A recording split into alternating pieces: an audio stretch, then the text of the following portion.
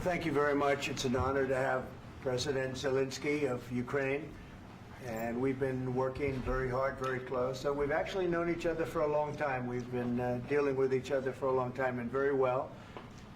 We had a little negotiation spat, but that worked out great. I think for both countries, I think for the world, actually, beyond both countries. And we have something that is a very fair deal. And we look forward to getting in and digging and working and getting some of the rare earth. But it means we're going to be inside, and it's a big commitment from the United States, and we appreciate working with you very much. And we will continue to do that. We have had some very good discussions with Russia. I spoke with President Putin, and we're going to try and bring this to a close. It's something that you want and that he wants. We have to negotiate a deal, but we've started the confines of a deal, and I think something can happen. The big thing is the number of soldiers, mostly at this point, but soldiers being killed. They're losing thousands of soldiers. So on both sides, we're losing a lot of soldiers, and we want to see it stop.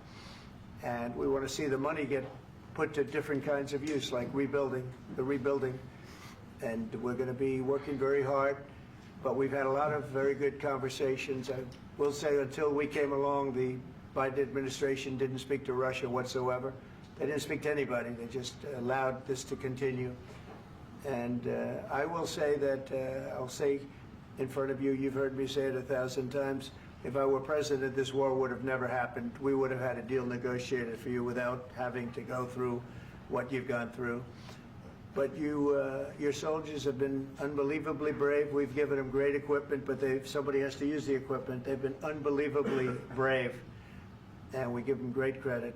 This was supposed to be over very quickly, and here we are 3 years later. So I give tremendous credit to your generals and your soldiers and yourself in the sense that it's been very hard fighting, very tough fighting. They're great fighters, and you have to be very proud of them from that standpoint. But now we want to get it over with. It's enough, right? We want to get it over with. So. It's an honor to have you here. Thank you very much for coming. We're going to sign the agreement at the conference in the East Room in a little while, right after lunch. And we'll be having lunch together. We're also discussing some other things. And we appreciate everybody being here. It's somewhat of an exciting moment, but the really exciting moment is when they stop the shooting and we end up with a deal. And I think we're fairly close to getting that. And an honor to have you, and please, I'd like to say something. Yeah, thank you so much, Mr. President. Thank you for the invitation.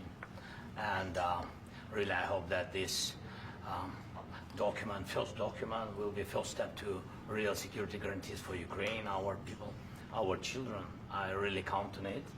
And of course, we count that America will not stop support. Really, for us, it's very important to support and to continue it. I want to discuss it with details further during our conversation, and of course the infrastructure or security guarantees, because for today I understand what Europe is ready to do, and of course I want to discuss with you what United States will be ready to do.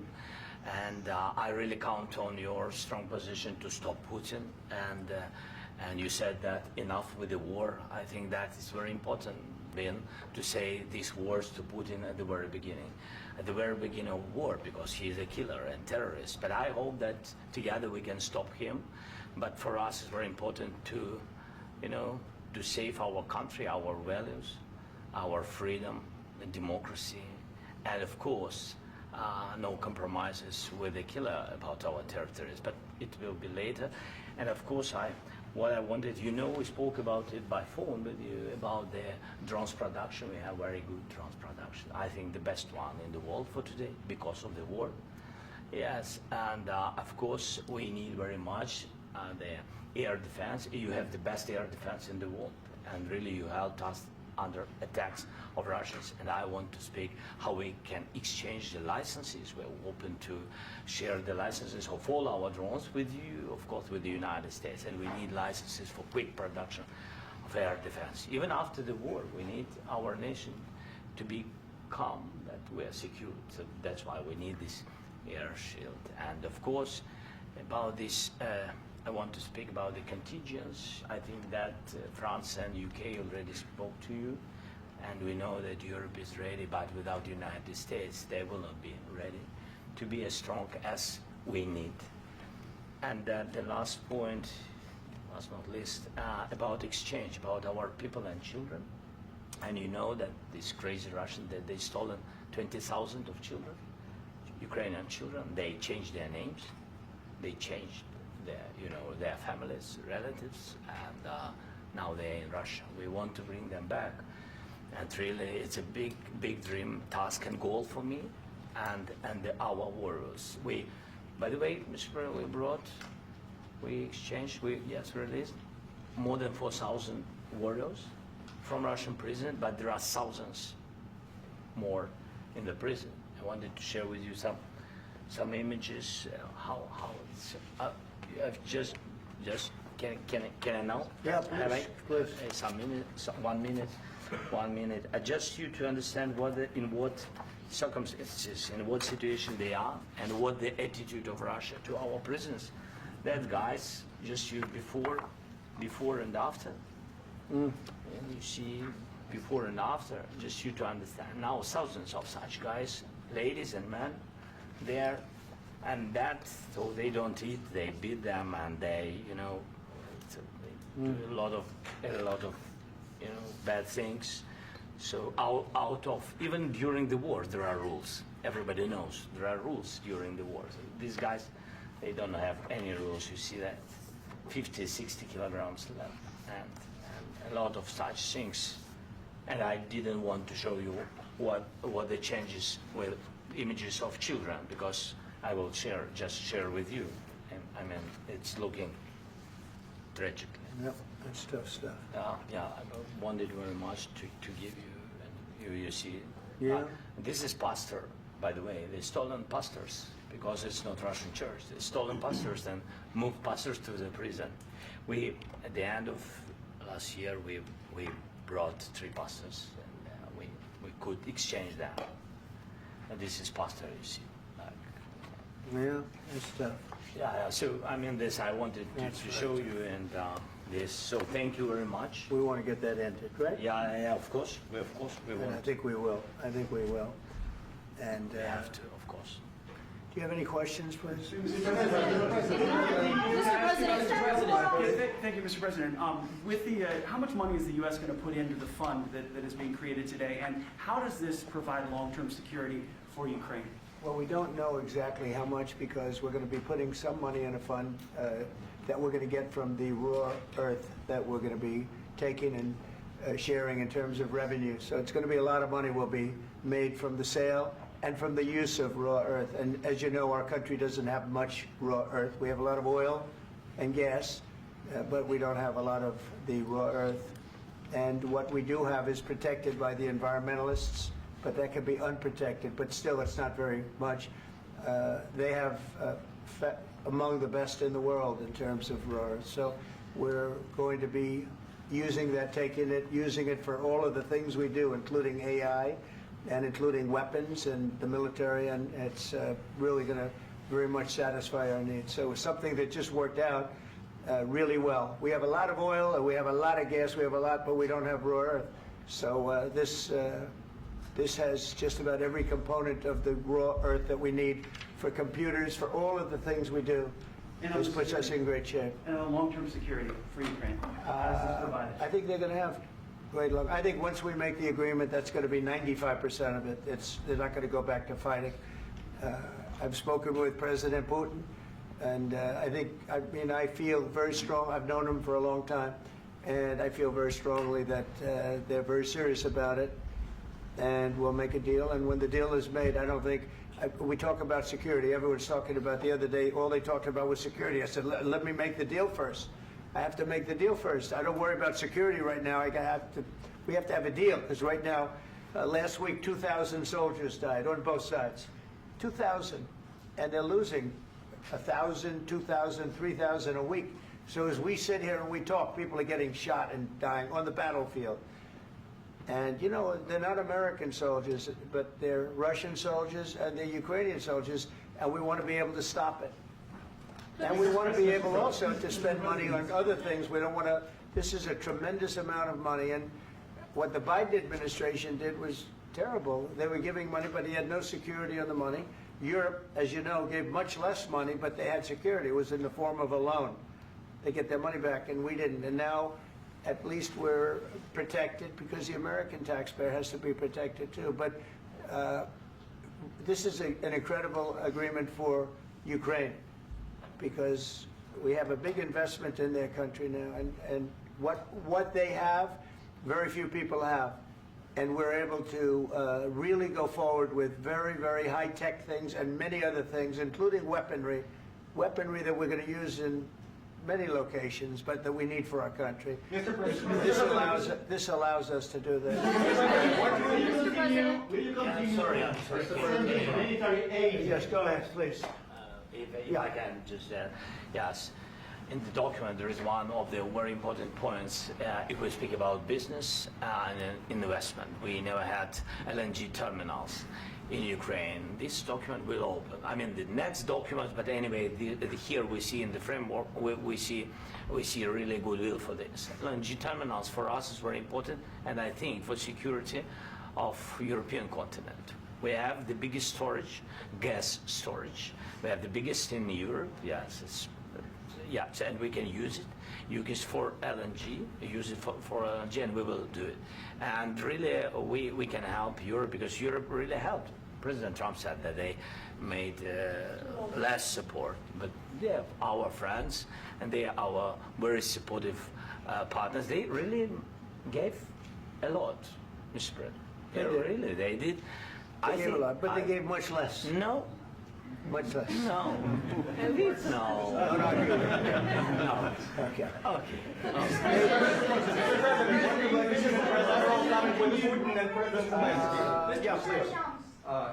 Mr. President Trump, you have repeatedly called the deal with Ukraine as a historical one.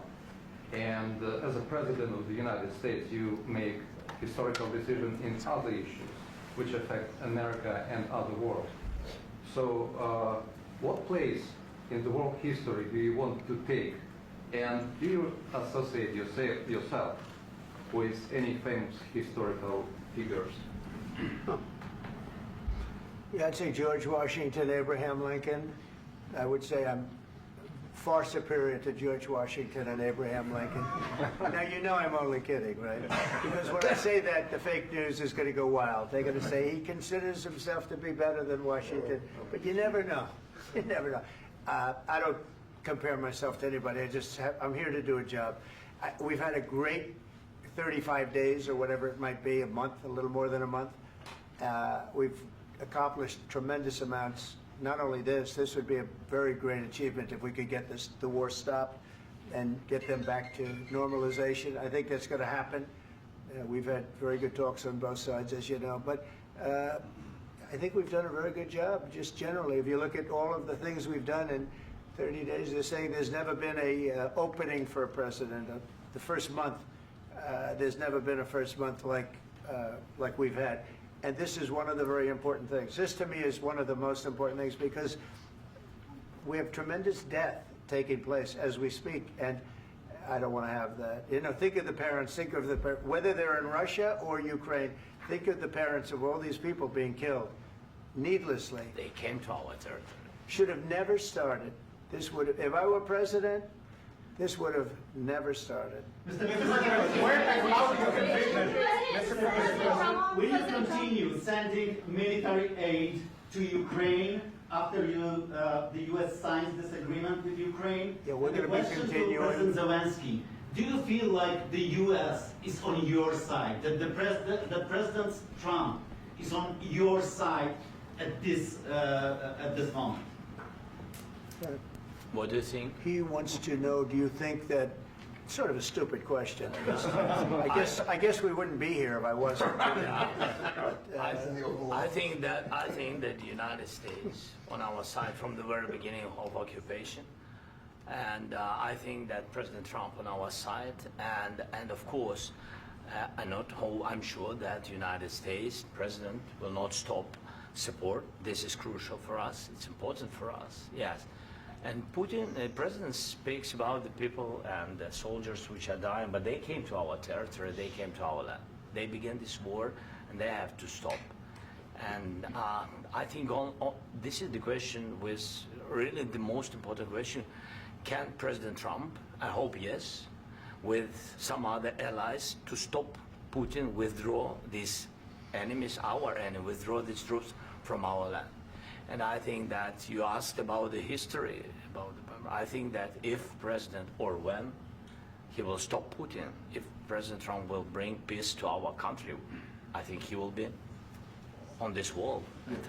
We've had very, very good talks. What about military aid to Ukraine? President Zelensky just said that there will be no compromises with Vladimir Putin. I just wanted to ask both of you, firstly, are there compromises that you think that President Zelensky is going to have to make? And President Zelensky, is there anything that you might be thinking that you may be able to offer or bring to the table, for example, elections? Thank you. I think you're going to have to always make compromises. You can't do any deals without compromises. So certainly he's going to have to make some compromises, but hopefully they won't be as big as some people think you're going to have to make. That's all. That's all we can do. I'm here as an arbitrator, as a mediator to a certain extent between two parties that have been very hostile, to put it mildly. They've been very hostile. There's been a vicious war. There's been a vicious war. You know, it's a very level battlefield, and those bullets go out, and as I've said many times, we were talking about it with Pete, many times the only thing stopping those bullets is a human body. And in the case we're talking about, generally young human bodies are stopping a lot of bullets.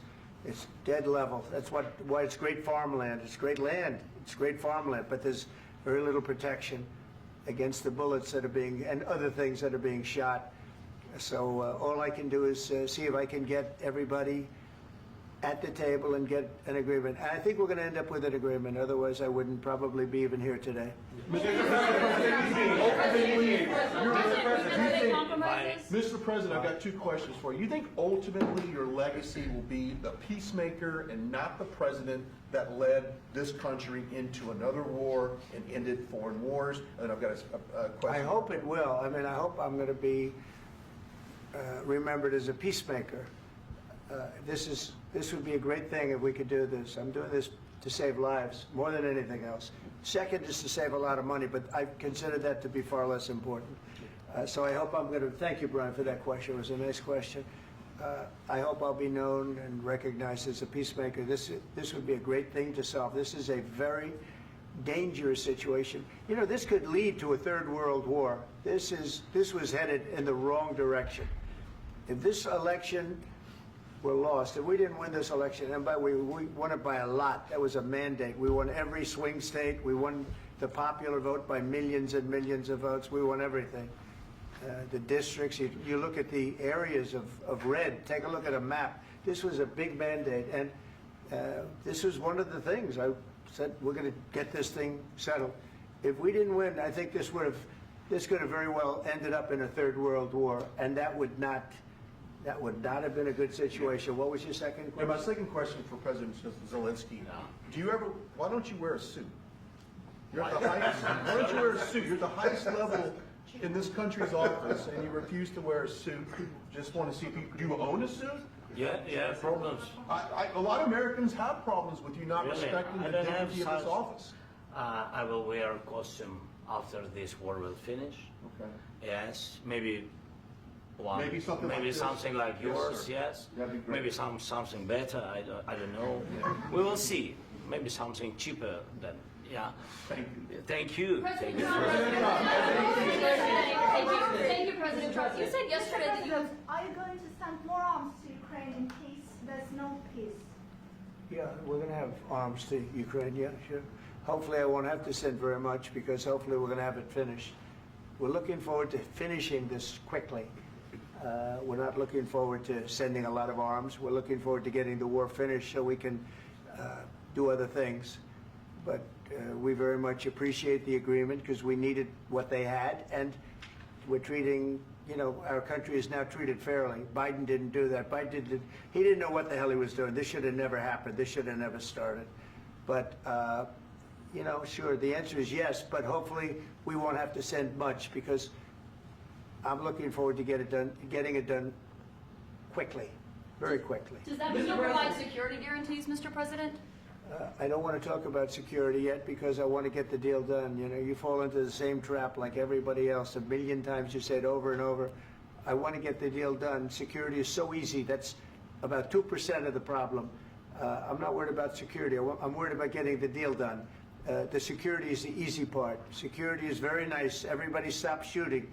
And now will Europe put people there? I know France is going to. I know the UK is going to. I know other countries are going to, and they happen to be right next door. We haven't committed, but we could conceivably. You know, we have security in a different form. We'll have workers there digging, taking the raw earth so that we can create a lot of great product in this country. So in that sense, you have something, but we haven't determined that yet. I will say, in speaking to France and in speaking to, and they were here, as you know, last week and just the other day, they have committed to a lot of security. I don't think you're going to need much security. I think once this deal gets done, it's over. Russia's not going to want to go back, and nobody's going to want to go back. When this deal ends, I really believe this deal is going to be over. Yeah, please go ahead. Thank you. Go ahead. Thank you so Mr. President, thank you. You had Mr. Macron and Keir Starmer at the White House this past week, both of whom praised your courage and conviction to lead the pathway towards peace. Yes. Part of that involved, though, re-engaging Russia in diplomatic relations, something that previous leaders lacked the conviction to do so. What gave you the moral courage and conviction to step forward and lead that? Well, I love this guy. Who are you with? One American News, sir. Well, that's why I like him. One American News does a great job. I like the question. I think it's a very good question. It's a pathway to peace. It's a pathway to getting something solved. And I feel that as the head of this country, I have an obligation to do that. Plus, you know, we're very much involved. We got involved. It's too bad we got involved because there should have been no involvement because there should have been no war. And there shouldn't have been October 7th. That would have never happened. As you know, Iran was broke. They had no money to give to Hezbollah. They had no money to give to Hamas. They were stone cold broke. And then under Biden, they became rich as hell. They went from no money to $300 billion in a period of 4 years. And they gave a lot of that money away, and you see what happened. And that's a real mess also that we hope to be able to solve. But no, I appreciate your question very much. I feel I have an obligation to try and do something to stop the death. If I can answer, yes, if I can answer, Please, sorry, go ahead. please. And I do like your clothing, by the way. Yeah, really? Even though I think he's a Yeah? great guy, by the way. But I don't know if you two like each other. But you know what? I think he's dressed. I like this guy. I don't know I think him. he's dressed beautiful. So I have more serious things than answer on such Yeah, question. sure, that's I will okay. answer on more serious That's a good question if statement. I can. That's good. Yeah. So please, about security guarantees and about just ceasefire. We can't just speak about ceasefire and speak and speak. It will not work. Just ceasefire will never work because I'm like a president. I have this experience, and not only me. Ukraine before my presidency, from the 2014, Putin broken 25 times. 25 times he broken his own signature. 25 times he broken ceasefire. But he never broke to me. He never broke to No, me. you were the president. He You never were the broke- president he during. never broke to me. In 2016, you've been the president, Mr. President. You've been the president, but he had, of course, not with you, but he had during those periods, he had conversations with our side. And we had Normandy format, you know, the France, Germany, Ukraine, and Russia. And he broken 25 times. That's why we will never accept just ceasefire. It will not work without security guarantees. Security guarantees, maybe President is right about this document and other, but this document is not enough. Strong army is enough because his soldiers afraid, Putin's soldiers afraid of our soldiers when we're strong enough. If we are not strong enough, if we are empty, if our storage is empty, we can't defend our land. Today, you know, he knows that we have, all the world knows that we have meeting, yes? Why he's using ballistic? Putin today using ballistic on our hospitals, schools, and etc. Ballistic. So he knows that we are here and that President Trump is really have goodwill to stop this war. And you hear now the president. So why he's using? So he doesn't want to stop. He doesn't want. But I hope that we will do it. Really, we'll do it. Security. When we speak about security guarantees, when the Europeans are ready for contingents, they need USA backstop. If there will not be United States, we will not never have any contingents, strong contingents from the Europeans, because they don't want to divide alliance, connection between the United States and the main and strongest ally and Europeans. And this is crucial, this is important. That's what we want to speak about very much. This is very important. And air defense. So air defense, really, we have big deficit with all these systems, and we need to provide this. We need it very much. Otherwise, Putin will never stop, and will go further and further. He doesn't want. He hates us. You know, it's not about me. He hates Ukrainians. He thinks that we are not a nation.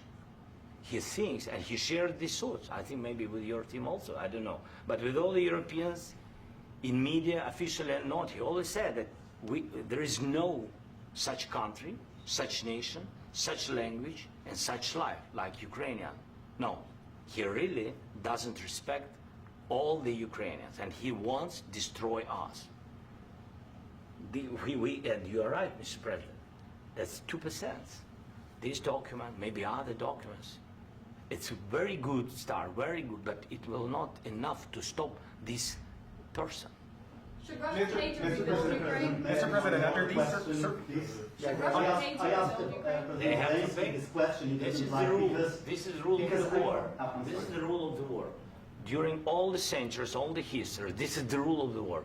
Who began, those pay. Do you agree This with is the that? rule. Putin began this war. He has to pay all money for innovation. He has to pay. Of course, some Russian assets, what we have in Europe, about 300 billion, we can use them. We can use for innovation and buy military support from the United States also. We can do it, but it's not enough. It's not enough. I asked Under this these question that circumstances, do you you didn't envision a like, trilateral summit because with I wanted Putin to and know. President Zelensky? Wait 1 second.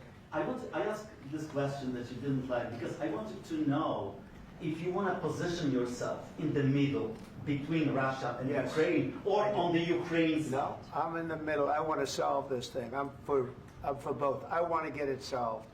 And it's wonderful to speak badly about somebody else, but I want to get it solved. If we can solve it, great. If we can't solve it, they're going to have to fight it out, and who knows what's going to happen. But I want to see it get solved. May I follow up? One more question about U.S. troops in Europe. After Russian invasion of Ukraine, your predecessor sent additional troops to Eastern Europe, including Poland, my country. Yeah. Are you committed to keeping these troops on the eastern flank of NATO in the future? I'm very committed to Poland. I think Poland has really stepped up and done a great job for NATO. They, as you know, they paid more than they had to. They are one of the finest groups of people I've ever known. I'm very committed to Poland. What about Baltics? Poland's in a tough neighborhood, you know. What about the Baltics? The Baltics, they got a lot of, it's a tough neighborhood too, but we're committed. We're going to be very committed, and we're committed to NATO. But NATO has to step up, and the Europeans have to step up more than they have. And I want to see them equalize, because they are in for far less than we're in, and they should be at least equal. You understand that? Why is the United States, we have an ocean in between, why is the United States in for so much more money and other things as Europe? With that being said, and as you said, they've also been obviously very helpful, but we have put in far more than they have, and I think they should equalize. Mr. President, Please, go ahead. About the agreement again today, what changed between the first time that Secretary Vance gave President Zelensky the agreement and today for the signing? We made a deal. So What was the I'm just- deciding factor? I'm a business person. We made a deal. That's what changed. Along with mineral- I didn't think we were going to make a deal, and We ended up making the deal, so that changed. Mr. President, what and how do you envision a trilateral summit with President Zelensky and Putin? I don't know, in but these well, they circumstances? don't like each other. I can tell you that. Okay? They do not like each other. This is not a love match, and it's unfortunate. That's why you're in this situation. The United States should not have allowed this to happen. Okay? The United States, run by a man that didn't know much. I'm going to be very nice. Run by an incompetent person, very incompetent person, should never have allowed this to happen. I've stopped wars. I've stopped many wars. My people will tell you, I stopped wars that nobody ever heard about. I stopped wars before they ever started. You can look at some of, I could give you a lot of nations that would tell you right now they were probably going to war. I could tell you right now there's a nation thinking about going to war on something that nobody in this room has ever even heard about. Two smaller nations, but big, still big. And I think I've stopped it. But this should have never happened. Mr. President. Sorry, just a second. About any negotiations. First of all, I want really to tell you, and I think that everybody understands that Ukraine, more than Ukrainians, nobody wants to stop this war.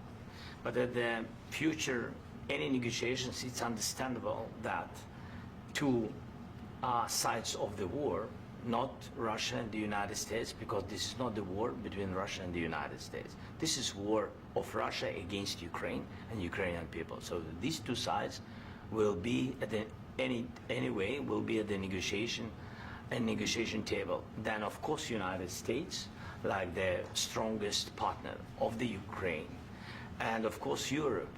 I think Europe is very important. I want to speak about it with the President. Yes, Europe is very important for us because we really defend Europe for today. All Europeans really recognize that we are defending the line and they have real life and our people are dying. That's why they helped us. And also it's about the NATO. Yes, between, like the President said, you have big, nice ocean. Yes, between us. But if we will not stay, Russia will go further to Baltics and to Poland, by the way. But first to the Baltics. It's understandable for them because they've been in the USSR. You know, they've been one of the republics of the USSR, and Putin wants to bring them back to his empire. It's a fact.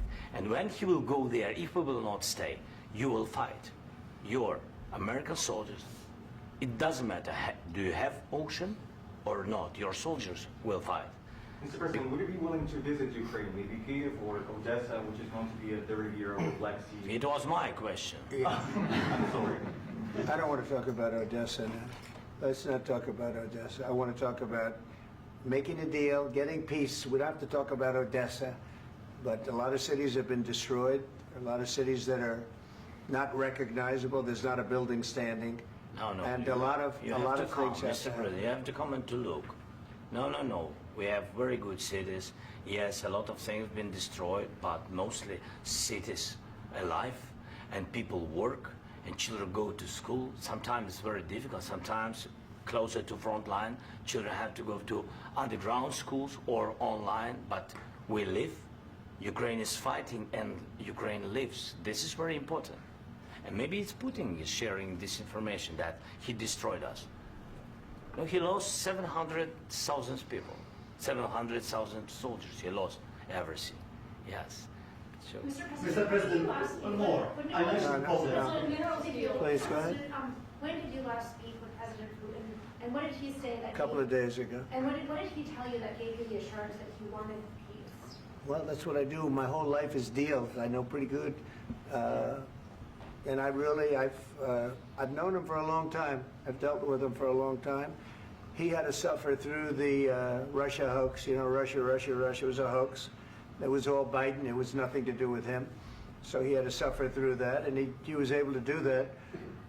I think that he wants to make a deal, and he'd like to see it end. That's all I do. That's what I do. My whole life, that's what I do is make deals. And I'm in the middle of a mess because this is a real mess. It's a very dangerous one. If this doesn't get solved now, it's not going to get solved for a long time. So I hope we're going to get it solved. In the back, please. Thank you, Mr. President. Prime Minister Starmer claimed repeatedly that his government believes in free speech and was not engaged in censorship.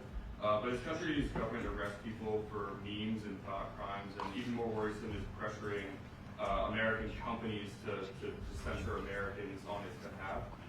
How can he be a reliable, trustworthy partner when he says things that are demonstrably false on such an important topic? Well, we actually spoke to him about that yesterday, and we thought they took it very, very much too far. JD was very strong on it. So was I. So was Marco. And we've been speaking to him about it. Marco, would you like to say something about that? We have concerns, obviously, with the conduct of those, particularly as it impacts Americans. And there's real concern that American speech, which is online, could fall into the hands of British or any country's jurisdiction. And so this is a point the Vice President made of Munich, and I think it's a very compelling one, that what unites us with Europe, as much as anything else, is these shared values, and one of them being free speech.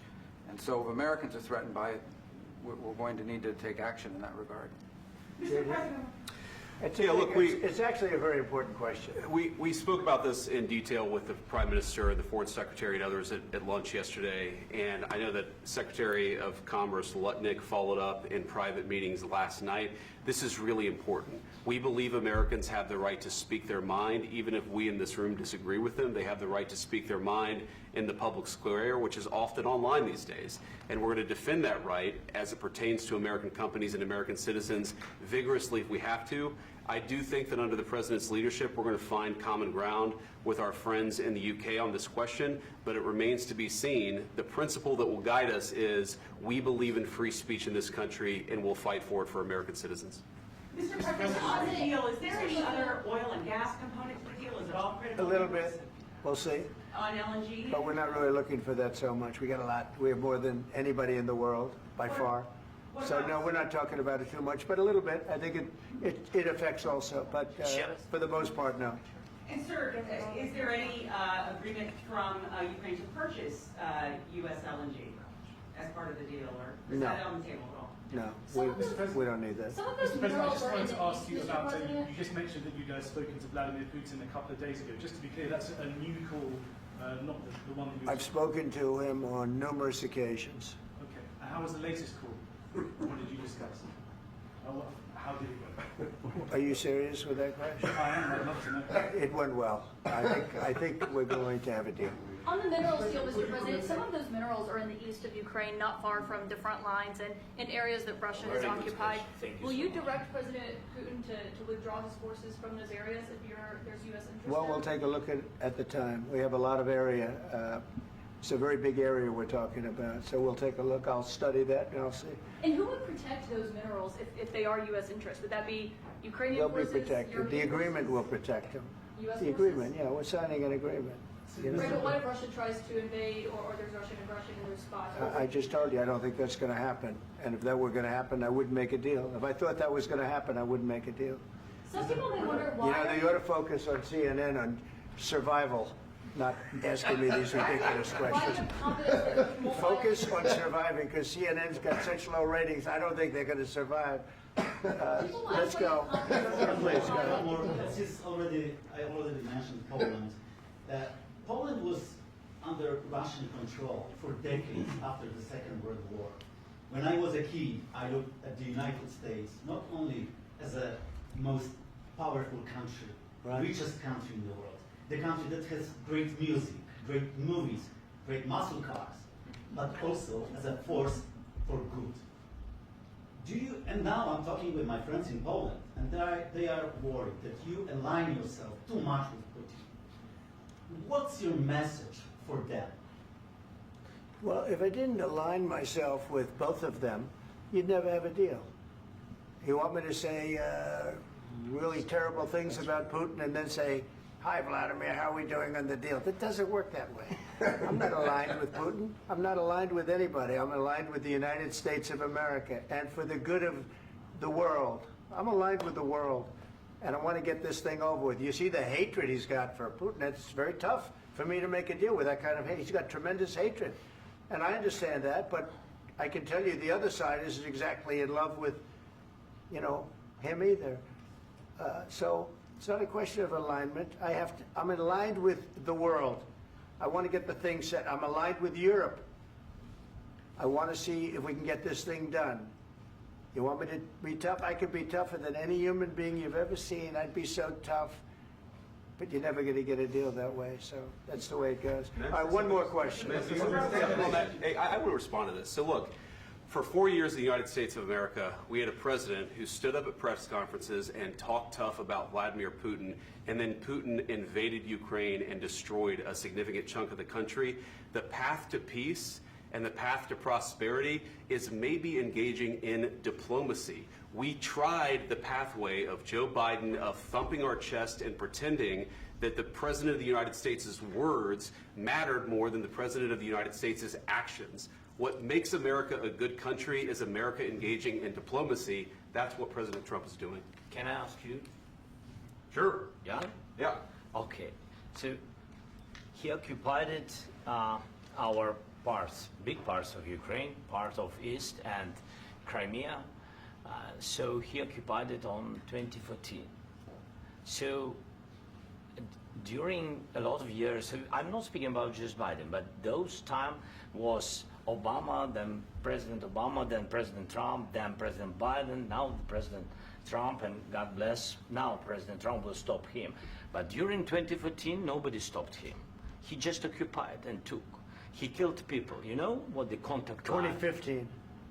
2014 2014. and 2014. 2014. Yeah. So I was not here. Yeah, but that's exactly right. Yes, but during 2014 till 2022, yeah, the situation the same. The people are been dying on the contact line. Nobody stopped him. You know that we had conversations with him, a lot of conversations, my bilateral conversation, and we signed with him, me, like a new president. In 2019, I signed with him the deal. I signed with him, Macron and Merkel, we signed ceasefire. Ceasefire. All of them told me that he will never go. We signed with him with gas contract. Gas contract.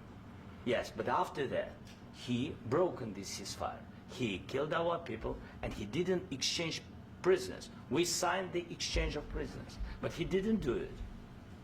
What kind of diplomacy, JD, you are speaking about? What do you mean?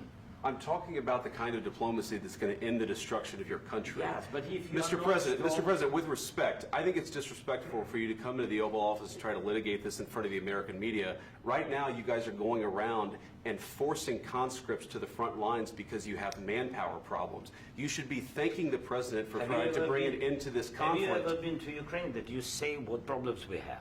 I have been to. Count once. I've actually watched and seen the stories, and I know what happens is you bring them on a propaganda tour, Mr. President. Do you disagree that you've had problems bringing people into your military? And do you think that it's respectful to come to the Oval Office of the United States of America and attack the administration that is trying to prevent the destruction of your country? A lot of questions. Let's start from the beginning. Sure. First of all, during the war, everybody has problems. Even you, but you have nice ocean and don't feel now, but you will feel it in the future. God bless. You don't know that. God bless. You don't God know bless. that. You will not have a war. Don't tell us what we're going to feel. We're trying to solve a problem. Don't tell us what we're going to feel. I'm not telling you. Because I'm you're in no answering on position this to question. dictate that. That's exactly what you're doing. You're in no position to dictate what we're going to feel. We're going to feel very good. You will feel influence. We're going to feel very I'm good and telling very you, strong. You will feel influence. You're right now not in a very good position. You've allowed yourself to be in a very bad position, and he happens to be right about it. From the very beginning of the war. You're not in a good position. You don't have the the cards right now. With us, you start having not cards. playing cards. Right now, you don't. I'm very You're playing serious, cards. Mr. President. You're I'm playing very cards. serious. You're I'm gambling the with the president lives in of war. millions of people. You think You're you- gambling with World War III. what you're You're speaking gambling about? with What you're World speaking War about? III. And You- what you're doing is very disrespectful to the country, this country.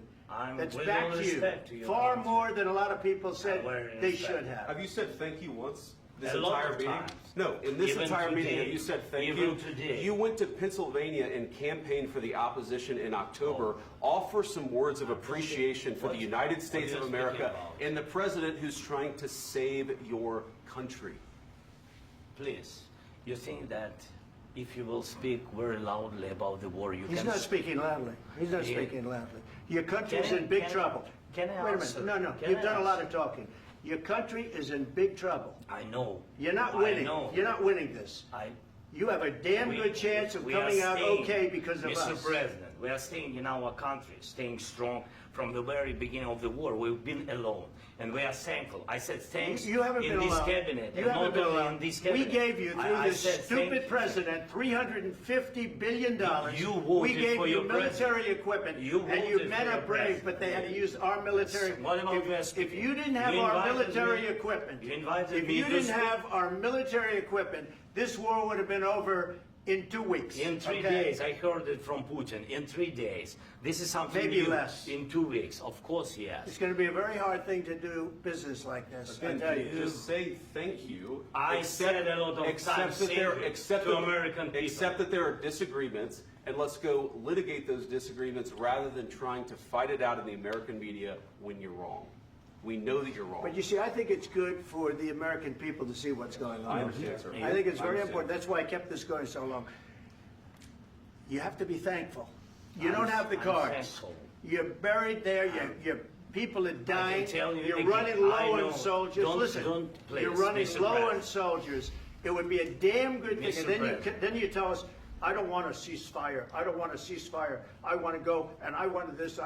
Look, if you could get a ceasefire right now, I tell you, you take it so the bullets stop flying and your men stop getting killed. Of course, we want to stop the war. But you're I saying said- you don't want a ceasefire. But I said to you, I want a ceasefire. with guarantees. Because you'll get a ceasefire faster than an agreement. Ask our people about ceasefire, what they think. That wasn't it doesn't with matter me. for you what That what wasn't is with me. nation. It That was wasn't with you. a guy named Biden who was not a smart person. This That is was your, with, this that is was with your Obama. president. It was your president. Excuse me. That was with Obama, who gave you sheets, and I gave you javelins. Yes. I gave you the javelins to take out all those tanks. Obama gave you sheets. In fact, the statement is Obama gave sheets and Trump gave javelins. You got to be more thankful, because let me tell you, you don't have the cards. With us, you have the cards. But without us, you don't have any cards. One more question to Mr. Vice President. I'm sorry. It's going to be a tough deal to make, Um, because the attitudes have to change. what if Russia breaks ceasefire? What if Russia breaks peace talks? What do we do then? I understand that it's a heated conversation right now. What are you but saying? what She's if asking, what if Russia breaks the ceasefire? What if anything? What if a bomb drops on your head right now? But they have Okay? broken What if they ceasefire broke it? many I don't know. They broke it with Biden because Biden, they didn't respect him. They didn't respect Obama. They respect me. Let me tell you, Putin went through a hell of a lot with me. He went through a phony witch hunt where they used him and Russia. Russia. You ever hear of that deal? That was a phony Hunter Biden, Joe Biden scam. Hillary Clinton, Shifty Adam Schiff. It was a Democrat scam. And he had to go through that. And he did go through it. We didn't end up in a war. And he went through it. He was accused of all that stuff. He had nothing to do with it. It came out of Hunter Biden's bathroom. It came out of Hunter Biden's bedroom. It was disgusting. And then they said, oh, the laptop from hell was made by Russia. The 51 agents. The whole thing was a scam. And he had to put up with that. He was being accused of all that stuff. All I can say is this. He might have broken deals with Obama and Bush, and he might have broken them with Biden. He did, maybe. Maybe he didn't. I don't know what happened. But he didn't break them with me. He wants to make a deal. I don't know if you can make a deal. The problem is, I've empowered you to be a tough guy. And I don't think you'd be a tough guy without the United States. And your people are very brave. But you're either going to make a deal or we're out. And if we're out, you'll fight it out. I don't think it's going to be pretty, but you'll fight it out. But you don't have the cards. But once we sign that deal, you're in a much better position. But you're not acting at all thankful. And that's not a nice thing. I'll be honest, that's not a nice thing. All right, I think we've seen enough. What do you think? Huh? This is going to be great television, I will say that. All right. We'll see what we can do about putting it together. Thanks. And I need the back of your Negotiate, given that. We'll see. I don't know. All right, guys, come on. Wait, hey, let's go. Guys, come on. Let's move, please.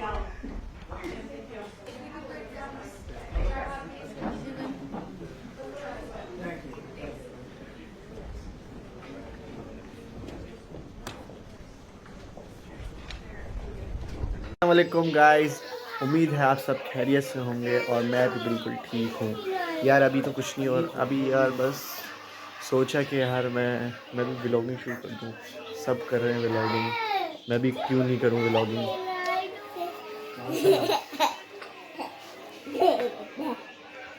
तो यार ये बच्चे हैं बस। यार अभी मैं क्या करूँ, अभी तो फालतू मैंने कैमरा खोल लिया बस, और करने के लिए तो अभी कुछ है ही नहीं। चलो बाहर चक्कर देखते हैं क्या हो रहा है। तो यार अभी हम बाहर जा रहे हैं, देखते हैं क्या है। अगर कुछ है तो फिर देखते हैं। मैंने अभी अपने दोस्तों को फ़ोन किया है, वो देखते हैं आते हैं नहीं आते। कह तो रहते आ जाएंगे। तो यार बाहर तो कुछ भी नहीं है। तो यार बाहर तो कोई भी नहीं है, मैं अकेला हूँ। और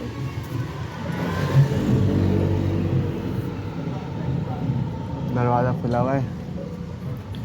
तो यार अभी तो कोई नहीं है बाहर, और बस यही सीन चल रहा है।